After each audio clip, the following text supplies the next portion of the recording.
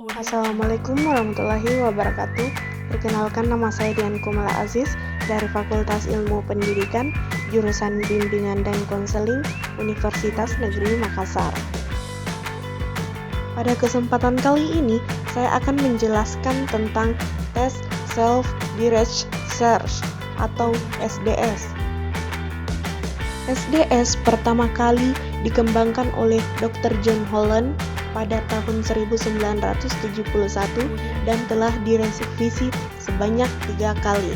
SDS didasarkan pada penelitian tentang bagaimana orang-orang memilih karir. Teori tentang SDS merupakan hasil pengembangan dari John Holland terhadap pengalaman-pengalaman yang didapatkannya pada bidang klarifikasi, pekerjaan, dan pilihan karir. Holland meyakini bahwa tipe kepribadian menjadi salah satu alasan seseorang dalam memilih pekerjaan, maka Holland membuat inventori kepribadian atas dasar minat. Ada 6 kategori dasar yang berada pada teori Dr. Holland. Yang pertama, realistik, investigatif, artistik, sosial, enterprising, konvensional. Teori ini disebut konvensional personality, yang juga biasa disingkat dengan RIASE. Setiap tipe-tipe kepribadian itu berhubungan dengan 6 model lingkungan.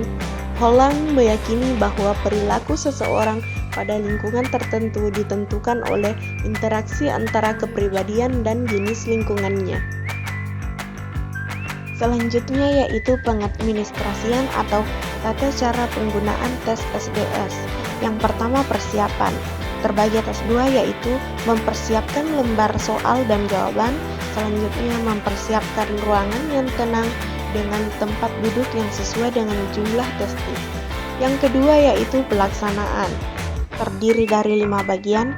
Yang pertama, mengatur tempat duduk testi. Kedua, menjelaskan tujuan dan manfaat diadakannya tes ini. Yang tiga, membagi lembar jawaban, kemudian testi disuruh mengisi identitas. Yang keempat, membagi lembar soal dengan mengatakan tidak boleh membuka soal ini sebelum diperintahkan. Yang kelima, yaitu menjelaskan cara pengerjaan tes. Berikut ini contoh instruksi pengerjaan tes SDS. Di bawah ini ada 12 pernyataan. Tugas Anda adalah membaca kalimat-kalimat tersebut. Apakah kalimat itu sesuai dengan diri Anda atau tidak? Jika sesuai dengan diri Anda, beri tanda checklist di kolom ya. Jika tidak sesuai dengan diri Anda, beri tanda checklist di kolom tidak. Pada tes ini, tidak ada jawaban yang benar atau salah. Yang penting adalah sesuai dengan diri Anda. Skorsing dan interpretasi tes SDS. Skorsing dan interpretasi tes SDS pada tes SDS yaitu dengan memberi nilai 1 untuk item dengan respon ya dan nilai 0 untuk item dengan respon tidak.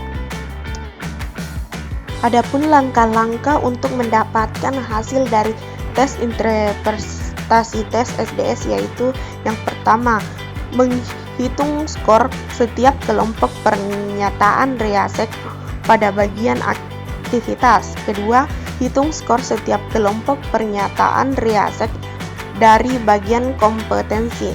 Ketiga, hitung skor setiap kelompok pernyataan RIASEC dari bagian pekerjaan. Keempat, rekap jumlah skor RIASEC, aktivitas, kompetensi, dan pekerjaan pada lembar pedoman penyekoran di bagian terakhir lembar SDS. Kelima, rekap nilai estimasi diri pada lembar penyekoran. Keenam, jumlahkan skor RIASEC secara keseluruhan mencakup skor aktivitas, kompetensi, pekerjaan, dan estimasi diri. Terakhir, setelah memperoleh masing-masing skor untuk setiap tipe RIASEC, masukkan 3 kode tipe dengan jumlah paling tinggi secara berurutan dari yang tertinggi ke dalam kotak 3 kode yang telah disediakan. Jadi, kode yang paling pertama yang memiliki skor tinggi menggambarkan tipe minat karir yang paling dominan pada peserta didik. Yang terakhir yaitu pengadministrasian atau tata cara penggunaan tes SDS. Yang pertama, mengawasi testi dengan mengerjakan tes. Kedua, mengingatkan batas waktu yang tersisa, misalkan tinggal 5 menit lagi. Bagi testi yang sudah selesai, periksa kembali jawaban sebelum diserahkan kepada tester. Selanjutnya, memerintahkan testi berhenti setelah sampai batas waktu yang ditentukan. Selanjutnya, mengumpulkan lembar soal pada jawaban kelas. Selanjutnya, mengucapkan terima kasih kepada testi atas kesungguhannya dalam mengerjakan tes yang diberikan. Selanjutnya, mempersilahkan testi meninggalkan ruangan tes.